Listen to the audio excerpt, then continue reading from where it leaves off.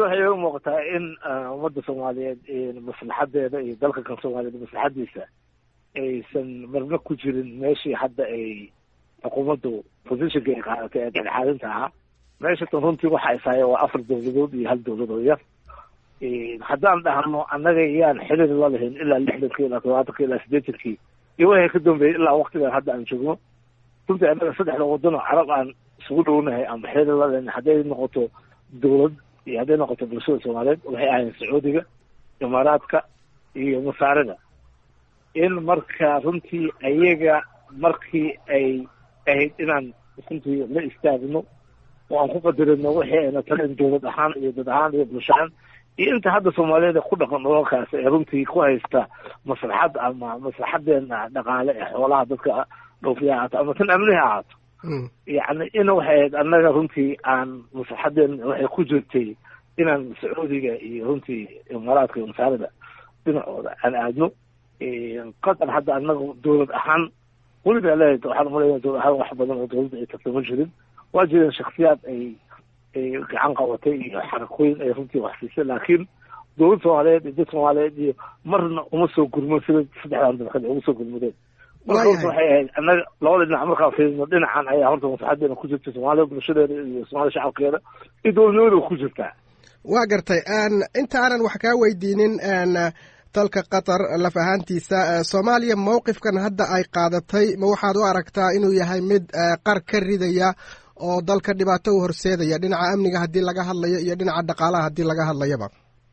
runtii waxa weeye hadii hadda meesha ay yiraahdeen waa istaagno waxa loo arkay inay yihiin meel runtii la saftay dhinaca qadar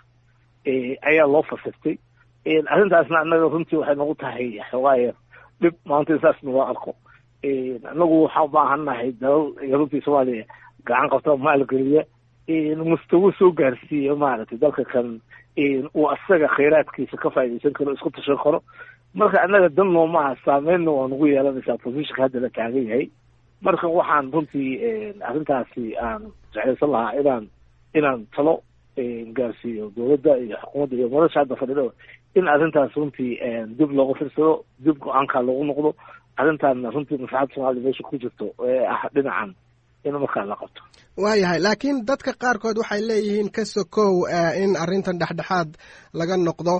Soomaaliya waxaad la socotaa dalka Turkiga inuu wax weyn u taray sanadihii ugu dambeeyey waxyaabo la taaban karo. dabcan Turkigu waxa uu hadda la dhinac yahay dalka Qatar. marka haddii Qatar la jaro laf ahaanteeda soo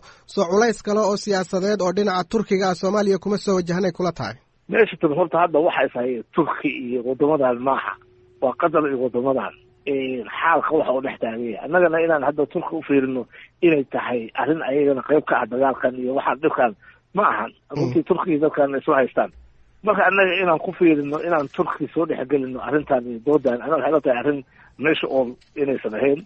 loo baahan yahay runtii arrintan inaan ku miisaano habka ay tahay ee Qatar iyo Afrikaan wadamo kale carabta Sacuudiga Imaaraadka iyo Masar iyo Bahrain